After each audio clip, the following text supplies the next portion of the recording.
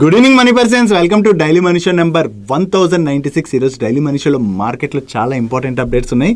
కానీ దానికన్నా ముందు మనం వర్కౌట్ రిలేటెడ్ మాట్లాడుకుందాం కదా. నేను ఆల్మోస్ట్ 3 కిలోమీటర్స్ వాక్ చేశాను. మీరేం వర్కౌట్ చేశారో కింద కామెంట్ సెక్షన్లో కామెంట్ చేయండి. ఇంకా డైలీ మనీ షోలో ఉన్నటువంటి అప్డేట్స్ అన్ని 1 by 1 క్విక్గా డిస్కస్ చేసేద్దాం. ముందుగా మార్కెట్ అప్డేట్ చూసినట్లయితే ఈ రోజు సెషన్ లో సెన్సెక్స్ 170 పాయింట్స్ కరెక్ట్ అయ్యి 83,239 పాయింట్స్ కి క్లోజ్ అయినట్లయితే నిఫ్టీ 48 పాయింట్స్ కరెక్ట్ అయ్యి 25,405 పాయింట్స్ కి క్లోజ్ అయింది. అండ్ ఈ రోజు సెషన్ లోని mid cap index almost flat గా క్లోజ్ అయినట్లయితే స్మాల్ క్యాప్ ఇండెక్స్ 0.47% పెరిగింది అండ్ బ్యాంక్ నిఫ్టీ 0.36% కరెక్ట్ అయింది. మన మార్కెట్స్ రిలేటెడ్ గా ఈ రోజు ఒక ఇంపార్టెంట్ న్యూస్ అయితే వచ్చింది వేరియస్ మీడియా ప్లాట్ఫామ్స్ నుంచి. అదే ఇండియా యుఎస్ ట్రేడ్ డీల్ ఉన్నది కదా. దీనిలో భాగంగా in term trade deal next 48 hours లో 2 కంట్రీస్ మధ్యన జరగబోతున్నట్లుగా వేరియస్ మీడియా ప్లాట్ఫామ్స్ అయితే రిపోర్ట్ చేస్తున్నాయి. కాకపోతే ఈ ట్రేడ్ డీల్ కు వస్తున్నటువంటి అడ్డంకి ఏంటంటే యుఎస్ వాళ్ళ అగ్రికల్చర్ అండ్ డైరీ ప్రొడక్ట్స్ ఏవైతే ఉన్నాయో వాటిపైన ఉన్నటువంటి టారిఫ్స్ ని కంప్లీట్ గా తగ్గించి మన ఇండియాలోకి వాళ్ళ అగ్రి అండ్ డైరీ ప్రొడక్ట్స్ కి కంప్లీట్ యాక్సెస్ ఇవ్వాలని చెప్పి ఇండియా అయితే ప్రెషరైజ్ చేస్తుంది. కానీ ఈ విషయంలోని మన ఇండియన్ గవర్నమెంట్ అయితే వెనక్కి తగ్గట్లేదని, ఒకవేళ ఈ విషయంలోని ఇండియన్ గవర్నమెంట్ వెనక్కి తగ్గినట్లయితే మన ఫార్మర్స్ పైన ఇంపాక్ట్ పడుతుంది. కాబట్టి గవర్నమెంట్ అయితే agriculture and dairy products related గా యుఎస్ కి కంప్లీట్ యాక్సెస్ ఇవ్వడానికి అయితే రెడీగా లేదు. ఈ సెక్టర్స్ లోని యుఎస్ కి అయితే లిమిటెడ్ యాక్సెస్ మాత్రమే ఇవ్వబోతున్నట్లుగా వీళ్ళైతే రిపోర్ట్ చేస్తున్నారు.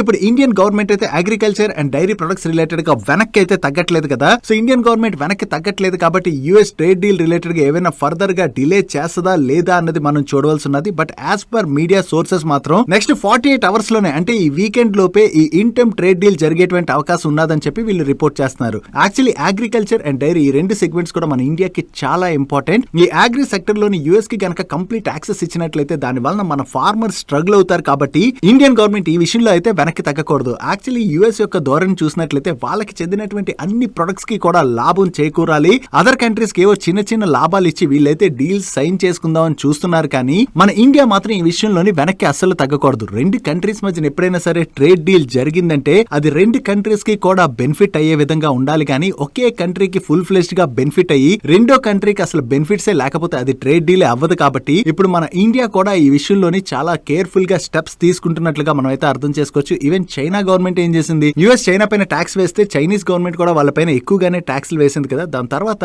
యుఎస్ మేము ఇంకా టారిఫ్స్ ఎక్కువగా వేస్తామని అనౌన్స్ చేశాక వాళ్ళు ఏం చేశారు, వాళ్ళ దగ్గర ఉన్నటువంటి రేర్ ఎర్త్ మెటల్స్ ఇటువంటి అన్నిటి ఎక్స్పోర్ట్స్ నిలిపివేయడంతో ఫైనల్లీ యుఎస్ కూడా కొంచెం వెనక్కి తగ్గి చైనాతోని ఈ ట్రేడ్ డీల్ అయితే చేసుకున్నారు కదా. ఇక్కడ అన్ని కంట్రీస్ పైన నేను టారిఫ్స్ వేసేస్తాను, నాకు నచ్చినట్టు విధంగానే ట్రేడ్ డీల్ జరగాలంటే ఏ కంట్రీ కూడా ముందుకు రాదు. కాబట్టి కొన్ని విషయంలో యుఎస్ కూడా తగ్గాల్సి ఉన్నది. ఫైనల్లీ ఒకవేళ ఈ వీకెండ్ లో ఇన్టర్మ్ ట్రేడ్ డీల్ జరిగినట్లయితే మన ఇండియాకి చెందినటువంటి ఏ సెక్టర్స్ పైన ఏ విధంగా ఇంపాక్ట్ ఉంటుంది అన్నది మనకి మరికొంత క్లారిటీ వచ్చేటువంటి అవకాశం ఉన్నది. నెక్స్ట్ సెబీ దగ్గర నుంచి ఇన్వెస్టర్స్ కి ఒక ఇంపార్టెంట్ అనౌన్స్మెంట్ అయితే వచ్చింది. కొంతమంది దగ్గర ఫిజికల్ షేర్ సర్టిఫికెట్స్ ఉంటాయి కదా, అంటే ఇప్పుడు మనం స్టాక్స్ లో ఇన్వెస్ట్ చేసినట్లయితే మనకి డిమెటీరియలైజ్ రూపంలో ఉంటాయి కదా స్టాక్స్. బట్ ప్రీవియస్ గా ఎవరైనా సరే స్టాక్స్ కొనాలంటే వాళ్ళకి షేర్ సర్టిఫికెట్స్ వచ్చేవి కంపెనీస్ దగ్గర నుంచి. సో ఈ షేర్ సర్టిఫికెట్స్ ఏవైతే ఉంటాయో వాటిని డిమాట్ రూపంలోకి మార్చుకోవాలని చెప్పి సెబీ ప్రీవియస్ గానే ఆదేశించడం జరిగింది. అండ్ దాని యొక్క డెడ్ లైన్ కూడా ఎండ్ అయిపోయింది. కాకపోతే ఆ టైంలోని చాలా మందికి డాక్యుమెంట్స్ అవి సరిగ్గా లభించకపోవడం, అంటే ఈ షేర్ సర్టిఫికెట్స్ ఏవైతే ఉంటాయో మన ఫ్యామిలీ మెంబర్స్ లో ఎవరో ఒకళ్ళు ఇన్వెస్ట్ చేసి వాళ్ళకి షేర్ సర్టిఫికెట్స్ వచ్చి ఉండొచ్చు కదా, వాళ్ళ నుంచి మనకి ట్రాన్స్ఫర్ అయిన తర్వాత ప్రాపర్ డాక్యుమెంటేషన్ అయితే సబ్మిట్ చేసి వాటిని డిమెటీరియలైజ్ రూపంలో మార్చుకోవాలి. కానీ ఆ డెడ్ లైన్ లోపు ఆ ప్రాపర్ డాక్యుమెంటేషన్ అది లేకపోవడం వల్ల కొంతమంది ఇన్వెస్టర్స్ అయితే ఈ ఆపర్చునిటీ మిస్ అయ్యారని చెప్పి ఇన్వెస్టర్స్ సైడ్ నుంచి సెబీకి రిక్వెస్ట్లు వెళ్లడంతో ఇప్పుడు అగైన్ ఈ షేర్ సర్టిఫికెట్స్ ని డిమెటీరియలైజ్ రూపంలోని చేంజ్ చేసుకునేందుకు గాను సెబీ అయితే 6 months విండోని ఓపెన్ చేస్తుంది. ఈ విండో ఈ జూలై 7th రోజున ఓపెన్ అయ్యి 2026 జనవరి 6th క్లోజ్ అవబోతుంది. సో మీలో ఎవరికైనా సరే మీ ఫ్యామిలీ మెంబర్స్ నుంచి ఈ షేర్ సర్టిఫికెట్స్ వచ్చినట్లయితే వాటిని డిమాట్ రూపంలోకి మార్చుకోవాలనుకున్నట్లయితే ఈ 6 months విండో ఏదైతే ఉన్నదో ఆ టైంలోనే మీరు చేంజ్ చేసుకునేటువంటి అవకాశం ఉన్నది. కాబట్టి ఒకవేళ ఎవరి దగ్గరైనా స్టిల్ షేర్ సర్టిఫికెట్స్ కనుక ఉండిపోయినట్లయితే వాటిని వెంటనే డిమాట్ రూపంలోకి చేంజ్ చేసుకోవడానికి ప్రయత్నించండి.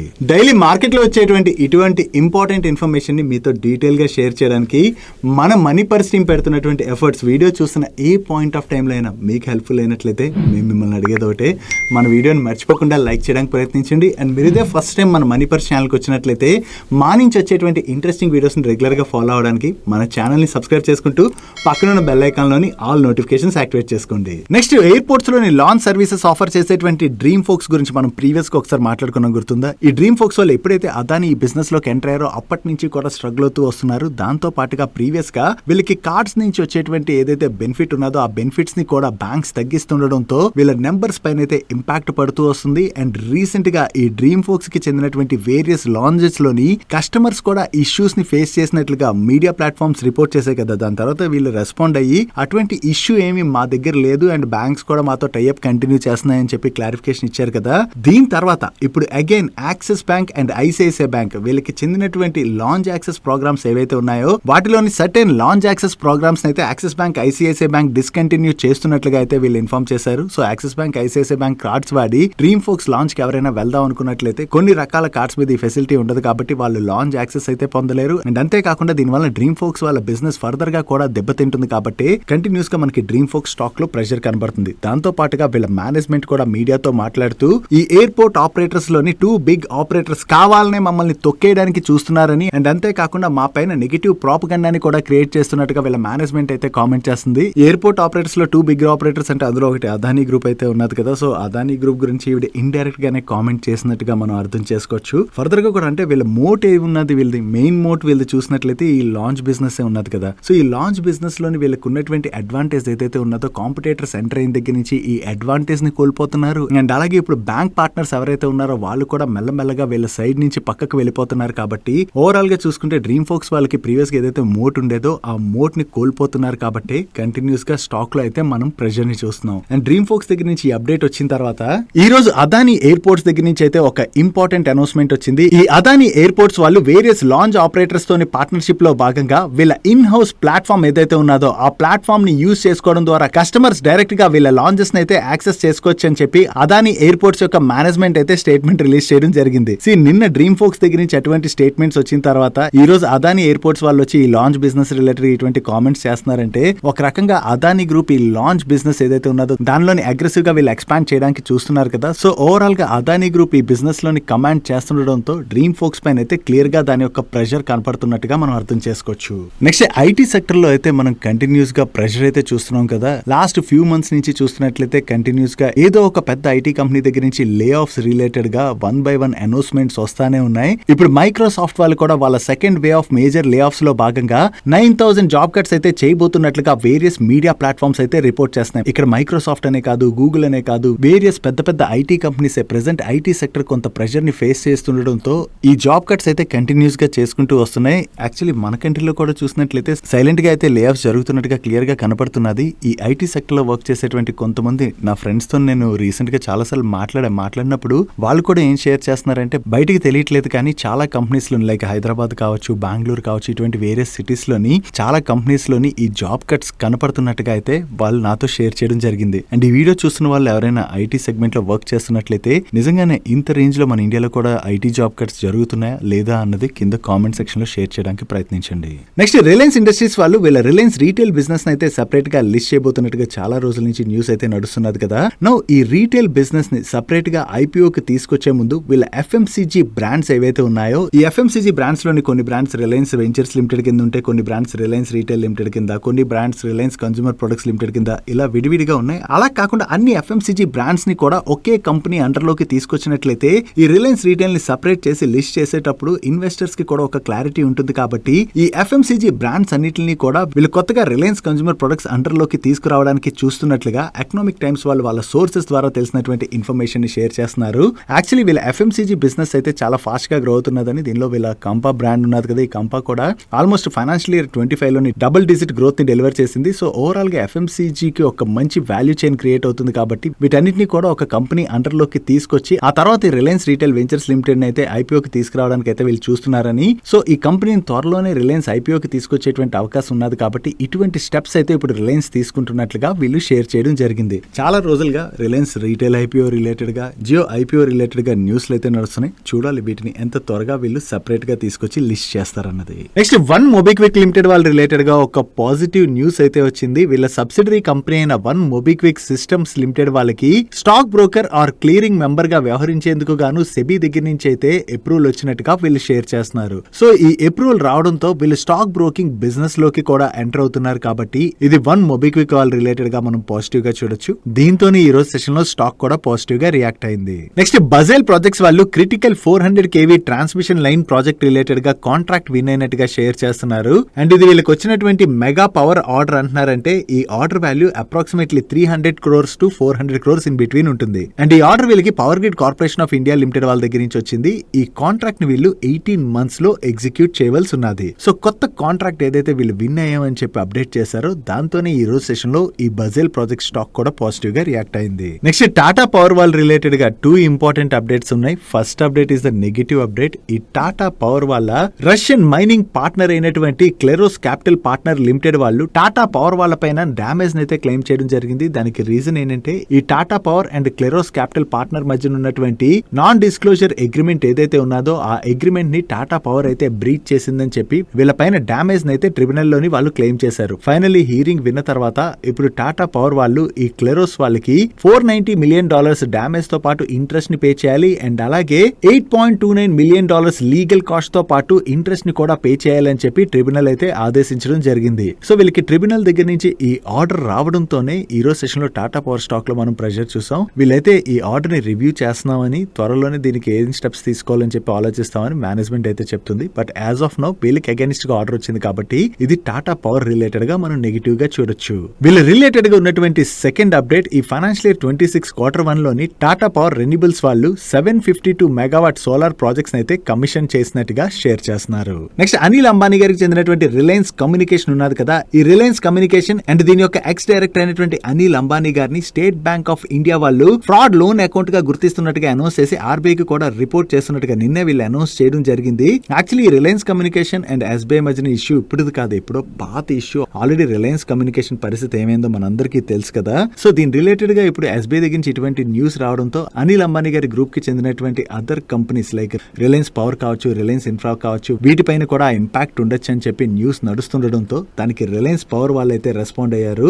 ఈ రిలయన్స్ పవర్ వాళ్ళు ఏం చెప్తున్నారంటే ఎస్బీఐ అండ్ రిలయన్స్ కమ్యూనికేషన్ మధ్య ఏదైతే ఇష్యూ నడుస్తుందో దానికి రిలయన్స్ పవర్ కి ఎటువంటి సంబంధం లేదు. సో దీనివల్ల రిలయన్స్ పవర్ యొక్క బిజినెస్ ఆపరేషన్స్, ఫైనాన్షియల్ పెర్ఫార్మెన్స్ పైన కానీ ఎటువంటి ఇంపాక్ట్ ఉండదని, అండ్ అంతేకాకుండా అనిల్ అంబానీ గారు కూడా ఇప్పుడు రిలయన్స్ పవర్ బోర్డు లో లేరని, సో దీనివల్ల వీళ్ళ పైన అయితే ఎటువంటి ఇంపాక్ట్ ఉండదని చెప్పి వీళ్ళైతే ఎక్స్చేంజెస్ కి అప్డేట్ చేస్తున్నారు. నెక్స్ట్ స్పైస్ జెట్ రిలేటెడ్ గా ఒక ఇంపార్టెంట్ అప్డేట్ ఉన్నది. ఈ స్పైస్ జెట్ వాళ్ళు 17 ఓవర్ హాల్డ్ ఇంజన్స్ ఏవైతే ఉన్నాయో వాటిని మెయింటెనెన్స్, రిపేర్, సర్వీసెస్ కోసం వీళ్ళు పంపించడం జరిగింది. వాటిలో ఫస్ట్ 2 ఇంజన్స్ ని వీళ్ళు స్టాండర్డ్ ఏరో వాళ్ళ దగ్గర నుంచి రిసీవ్ చేసుకున్నట్లుగా అండ్ కమింగ్ మంత్స్ లోని రిమైనింగ్ ఇంజన్స్ కూడా వస్తాయని చెప్పి వీళ్ళు ఎక్స్పెక్ట్ చేస్తున్నట్టుగా షేర్ చేస్తున్నారు. సో ఓవరాల్ గా చూసుకుంటే స్పైస్ జెట్ రివైవల్ లో భాగంగా వీళ్ళ ఫ్లీట్ సర్వీసెస్ ని కూడా వీళ్ళు ఎక్స్పాండ్ చేసుకోవడానికి ప్రయత్నిస్తున్నారు కదా. సో ఇప్పుడు వీళ్ళ ఓవర్ హాల్డ్ ఇంజన్స్ ని కూడా వీళ్ళు 1 by 1 రిసీవ్ చేసుకుంటున్నారు కాబట్టి దీని ద్వారా వీళ్ళ ఫ్లీట్ ని పెంచుకుని ఓవరాల్ గా ఎయిర్లైన్ ఇండస్ట్రీలో ఏదైతే ఆపర్చునిటీ క్రియేట్ అవుతున్నదో దాన్ని అయితే వీళ్ళు క్యాటర్ చేయడానికి ప్రయత్నిస్తున్నట్టుగా మనం అర్థం చేసుకోవచ్చు. అండ్ దీంతో పాటు స్పైస్ జెట్ రిలేటెడ్ గా మరొక అప్డేట్ కూడా ఉన్నది.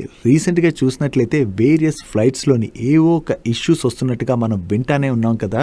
ఈ స్పైస్ జెట్ వాళ్ళకి చెందినటువంటి one of the flight cosmetic window frame ఉంటుంది కదా, ఈ విండో ఫ్రేమ్ ఫ్లైట్ గాల్లో ఉన్నప్పుడు ఊడిపోవడంతో పాసింజర్ సేఫ్టీ రిలేటెడ్ గా క్వశ్చన్స్ అయితే రైజ్ అయ్యాయి. దీనికి స్పైస్ జెట్ వాళ్ళైతే రెస్పాండ్ అవుతూ ఈ కాంపోనెంట్ ఏదైతే ఉన్నదో అది విండోకి అంటించినటువంటి అది నాన్ స్ట్రక్చరల్ ట్రిమ్ కాంపోనెంట్ మాత్రమే అని, పాసింజర్ సేఫ్టీ విషయంలో వీళ్ళు ఏ విధంగా కూడా కాంప్రమైజ్ అవ్వట్లేదని చెప్పి వీళ్ళ మేనేజ్మెంట్ అయితే కామెంట్ చేయడం జరిగింది. రీసెంట్ గా చూసినట్లయితే చాలా ఫ్లైట్స్ లోని ఇటువంటి ఇన్సిడెంట్స్ జరుగుతున్నట్టుగా అప్డేట్స్ అయితే వస్తున్నాయి. కొంచెం ఈ ఫ్లైట్ ఆపరేటర్స్ ఎవరైతే ఉన్నారో వాళ్ళు ఖచ్చితంగా పాసింజర్ సేఫ్టీ రిలేటెడ్ గా చర్యలు అయితే తీసుకోవాలి. అండ్ దీని రిలేటెడ్ గా గవర్నమెంట్ కూడా కొన్ని స్ట్రిక్ట్ యాక్షన్స్ తీసుకున్నట్లయితే రేపు పొద్దున ఫ్లైట్స్ రిలేటెడ్ గా ఇటువంటి ఇన్సిడెంట్స్ ఏవి జరగకుండా ఉండేటువంటి అవకాశం ఉన్నది. డైలీ మార్కెట్ లో వచ్చేటువంటి ఇటువంటి ఇంపార్టెంట్ అప్డేట్స్ ని మీతో డీటెయిల్ గా షేర్ చేయడానికి మన మనీ పర్స్ టీమ్ ఏవైతే ఎఫర్ట్స్ పెడుతుందో ఆ ఎఫర్ట్స్ కనుక మీకు హెల్ప్ఫుల్ అవుతున్నట్లయితే మన వీడియోను మర్చిపోకుండా లైక్ చేయడానికి ప్రయత్నించండి.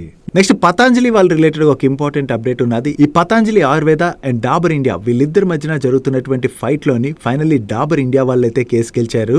ఈ పతాంజలి ఆయుర్వేద వాళ్ళు ఏం చేశారంటే డాబర్ కి చెందినటువంటి చ్యవన్ప్రాష్ ప్రొడక్ట్స్ ఏవైతే ఉన్నాయో ఆ ప్రొడక్ట్స్ ని రిఫర్ చేస్తూ, అంటే ఎగ్జాక్ట్ గా వాళ్ళ ప్రొడక్ట్ అనే కాదు వాళ్ళ ప్రొడక్ట్స్ కి సిమిలర్ గా ఉండేటువంటి ఒక ప్రొడక్ట్ ని పెట్టి అది జస్ట్ ఆర్డినరీ ప్రొడక్ట్ అని, బట్ పతాంజలి ఆయుర్వేద వాళ్ళకి చెందినటువంటి ప్రొడక్ట్ లోని 51 హెర్బ్స్ అయితే యాడ్ చేశామని చెప్పి వాళ్ళైతే అడ్వర్టైజ్మెంట్స్ రన్ చేస్తుండడంతో డాబర్ వాళ్ళు పతాంజలి ఆయుర్వేద పైన ఢిల్లీ హైకోర్టులోని కేసు ఫైల్ చేశారు ప్రీవియస్ గానే. ఫైనల్లీ ఢిల్లీ హైకోర్టులోని 2 కంపెనీస్ వాదనలు విన్న తర్వాత కోర్టు అయితే డాబర్ వాళ్ళకి ఫేవర్ గా తీర్పునిస్తూ పతాంజలి ఆయుర్వేద వాళ్ళని వెంటనే ఆ అడ్వర్టైజ్మెంట్స్ ని నిలిపివేయాలని చెప్పి ఆదేశించడం జరిగింది.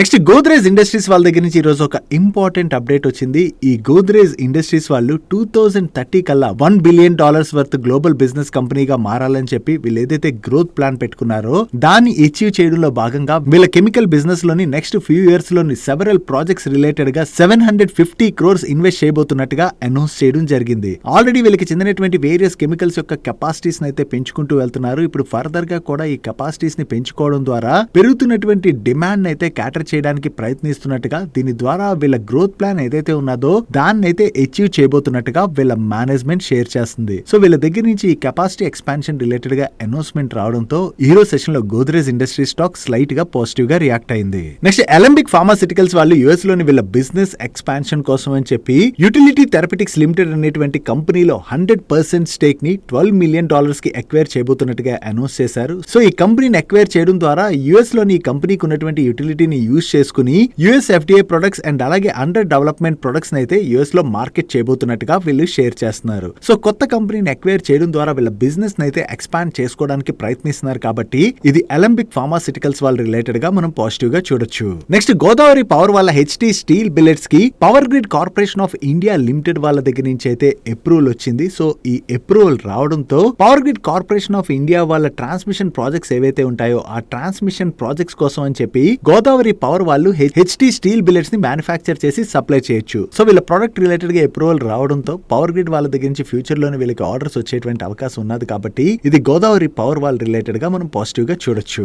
Next project consultancy services offer చేసేటువంటి పిఎస్యు కంపెనీ అయిన ఎన్బిసిసి వాళ్ళ రిలేటెడ్ గా 2 అప్డేట్స్ ఉన్నాయి. దీనిలో ఫస్ట్ అప్డేట్, ఈ ఎన్బిసిసి వాళ్ళు నేషనల్ ఫిల్మ్ డెవలప్మెంట్ కార్పొరేషన్ వాళ్ళతోని ఒక ఎంఓయు సైన్ చేయడం జరిగింది. ఈ ఎంఓయు లో భాగంగా న్యూఢిల్లీలోని ఐకానిక్ సిరి ఫోర్ట్ ఆడిటోరియం కాంప్లెక్స్ ఏదైతే ఉన్నదో ఈ కాంప్లెక్స్ రీడెవలప్మెంట్ అండ్ రినోవేషన్ కి గాను వీళ్ళు ప్రాజెక్ట్ మేనేజ్మెంట్ కన్సల్టెంట్ గా వ్యవహరించబోతున్నట్టుగా షేర్ చేస్తున్నారు. అండ్ వీళ్ళు రిలేటెడ్ గా ఉన్నటువంటి సెకండ్ అప్డేట్, వీళ్ళు కొత్తగా 3 ఆర్డర్స్ విన్ అయ్యారు. ఈ ఆర్డర్స్ యొక్క క్యుములేటివ్ వాల్యూ అప్రాక్సిమేట్లీ 65 crores. ఈ ఆర్డర్స్ మనం చూసినట్లయితే ఒక ఆర్డర్ వీళ్ళకి Rajiv Gandhi Institute of Petroleum Technology నుంచి వచ్చినట్లయితే మరొక 2 ఆర్డర్స్ వీళ్ళకి నవోదయ విద్యాలయ సమితి దగ్గర నుంచి వచ్చినటువంటి ఆర్డర్స్. వీళ్ళు ఇలా కంటిన్యూస్ గా ఆర్డర్స్ విన్ అవుతుండడంతో వీళ్ళ ఆర్డర్ బుక్ కూడా స్ట్రాంగ్ గా గ్రో అవుతుంది కాబట్టి ఇది ఎన్బిసిసి వాళ్ళ రిలేటెడ్ గా మనం పాజిటివ్ గా చూడొచ్చు. నెక్స్ట్ రియల్ ఎస్టేట్ డెవలపర్ అయినటువంటి ఆర్కిడే డెవలపర్స్ వాళ్ళు ఫిల్మిస్తాన్ ప్రైవేట్ లిమిటెడ్ వాళ్ళతోని బైండింగ్ అగ్రిమెంట్ లోకి ఎంటర్ అయ్యారు. దీనిలో భాగంగా ఈ కంపెనీని వీళ్ళు 183 crores కి అక్వైర్ చేయబోతున్నట్టుగా షేర్ చేస్తున్నారు. సో దీన్ని అక్వైర్ చేయడం ద్వారా వెస్టర్న్ ముంబైలోని వీళ్ళు లగ్జరీ రెసిడెన్షియల్ డెవలప్మెంట్ ప్రాజెక్ట్ అయితే చేయబోతున్నట్లుగా, సో ఈ ప్రాజెక్ట్ యొక్క గ్రాస్ డెవలప్మెంట్ వాల్యూ 3000 crores గా వీళ్ళు షేర్ చేస్తున్నారు. సో ఈ ఎక్విజిషన్ ద్వారా ఓవరాల్ గా వీళ్ళు కొత్త ప్రాజెక్ట్ ని డెవలప్ చేయబోతున్నారు కదా. సో ఆ ప్రాజెక్ట్ రిలేటెడ్ గా కస్టమర్స్ దగ్గర నుంచి మంచి రెస్పాన్స్ వచ్చినట్లయితే అది ఆర్కిడే డెవలపర్స్ వాళ్ళకి పాజిటివ్ కానుంది. నెక్స్ట్ ఎవెన్యూ సూపర్ మార్ట్స్ వాళ్ళు వాళ్ళ Q1 బిజినెస్ అప్డేట్ ని రిలీజ్ చేశారు. లాస్ట్ ఇయర్ Q1 లోనే వీళ్ళు 13,711 crores వర్త్ రెవెన్యూస్ ని జనరేట్ చేసినట్లయితే ఈ Q1 లోని వీళ్ళు 15,932 crores వర్త్ రెవెన్యూస్ జనరేట్ చేయడం జరిగింది. యాక్చువల్లీ ఈ క్వార్టర్ లో వీళ్ళు ఇంకా బెటర్ గ్రోత్ డెలివర్ చేయొచ్చు అని చెప్పి మార్కెట్ ఎక్స్పెక్ట్ చేసింది. బట్ మార్కెట్ ఎక్స్పెక్ట్ చేసిన దానికన్నా కూడా వీళ్ళు కొంత వీక్ గ్రోత్ ని డెలివర్ చేయడంతోనే ఈ రోజు సెషన్ లో ఎవెన్యూ సూపర్ మార్ట్ స్టాక్ లో మనకి కొంత ప్రెషర్ కనపడింది. అండ్ ఈ జూన్ క్వార్టర్ ఎండింగ్ నాటికి వీళ్ళ టోటల్ స్టోర్ కౌంట్ 424 కి రీచ్ అయినట్టుగా వీళ్ళు ఎక్స్చేంజెస్ కి అప్డేట్ చేస్తున్నారు. నెక్స్ట్ పంజాబ్ నేషనల్ బ్యాంక్ వాళ్ళ Q1 బిజినెస్ అప్డేట్ అయితే వచ్చింది. వీళ్ళ గ్లోబల్ బిజినెస్ లోని ఇయర్ ఆన్ ఇయర్ లో 11.6% గ్రోత్ డెలివర్ చేసినట్లయితే సీక్వెన్షియల్ బేసిస్ లో జస్ట్ 1.4% మాత్రమే గ్రోత్ డెలివర్ చేయడం జరిగింది. అండ్ గ్లోబల్ డిపాజిట్స్ లో కూడా ఇయర్ ఆన్ ఇయర్ లో మంచి గ్రోత్ డెలివర్ చేసిన సీక్వెన్షియల్ బేసిస్ లోని జస్ట్ 1.4% గ్రోత్ డెలివర్ చేశారు. అండ్ గ్లోబల్ అడ్వాన్సెస్ లో కూడా వీళ్ళు డీసెంట్ గ్రోత్ డెలివర్ చేశారు. ఓవరాల్ గా చూసుకుంటే ఇయర్ ఆన్ ఇయర్ లోని వీళ్ళ బిజినెస్ లో అయితే మంచి గ్రోత్ కనిపిస్తున్నది. బట్ సీక్వెన్షియల్ బేసిస్ లో మాత్రం వీళ్ళ బిజినెస్ లో స్లైట్ గ్రోత్ మాత్రమే డెలివర్ చేయడం జరిగింది. నెక్స్ట్ మ్యాక్స్ ఫైనాన్షియల్ సర్వీసెస్ వాళ్ళ రిలేటెడ్ ఒక ఇంపార్టెంట్ అప్డేట్ ఉన్నది. వీళ్ళ సబ్సిడరీ కంపెనీ అయిన యాక్సెస్ మ్యాక్స్ లైఫ్ ఉన్నది కదా. ఈ యాక్సెస్ మ్యాక్స్ లైఫ్ కి చెందిన కస్టమర్ డేటా అనాథరైజ్డ్ యాక్సెస్ కి గురైనట్టుగా తెలియనటువంటి ఒక పర్సన్ నుంచి మెయిల్ వచ్చిందని దానికి వెంటనే రెస్పాండ్ అయ్యి దానికి చర్యలు తీసుకున్నాం. అండ్ అంతేకాకుండా దీనిపైన ఇన్వెస్టిగేషన్ కూడా చేస్తున్నాం అని కంపెనీ అయితే చెప్తుంది. ఈ యాక్సెస్ మ్యాక్స్ లైఫ్ అనే కాదు, రీసెంట్ గా మనం చూసినట్లయితే వేరియస్ కంపెనీస్ కి చెందిన కస్టమర్ డేటా అయితే ఆన్లైన్ లో ఎక్కడో అక్కడ లీక్ అవుతానే ఉన్నది కదా.